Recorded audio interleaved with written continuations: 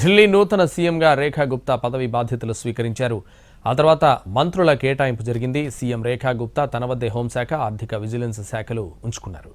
పర్వేష్ వర్మకు విద్యాశాఖ, public works శాఖ కేటాయించారు. రవీందర్ ఇంద్రజ్కు సాంఘిక సంక్షేమ శాఖ, ఆశిష్ సూద్కు రెవెన్యూ, పర్యావరణ శాఖ, మంజీందర్ సింగ్ సిర్సాకు ఆరోగ్య, పట్టణాభివృద్ధి శాఖ, కపిల్ మిశ్రాకు పర్యాటక శాఖ దక్కింది.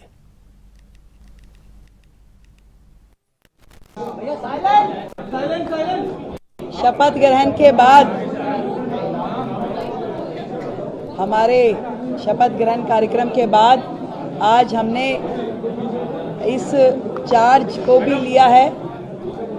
आज हम सचिवालय में आके मुख्यमंत्री कार्यालय में मैंने चार्ज भी संभाल लिया है और शाम को तुरंत आज की डेट में कैबिनेट की मीटिंग भी रख ली गई है। जो టీటీడీ పాలక మండలి సభ్యుడు, టీటీడీ ఉద్యోగుల మధ్య వివాదం కొనసాగుతోంది. ఉద్యోగ సంఘం నేతలకు నచ్చజెప్పే ప్రయత్నం చేశాడు మరో పాలక మండలి సభ్యుడు భానుప్రకాష్ రెడ్డి. అదనపు ఈవో, జేఈఓ కూడా ఉద్యోగ సంఘ నేతలతో చర్చించారు. అయినా ఉద్యోగ సంఘం నేతలు వెనక్కి తగ్గలేదు. పాలక మండలి సభ్యుడు నరేష్ని తొలగించాలని డిమాండ్ చేస్తున్నారు ఉద్యోగ సంఘం నేతలు. నరేష్ను తొలగించే వరకు పోరాటం ఆపేది లేదని తేల్చి చెప్తున్నారు.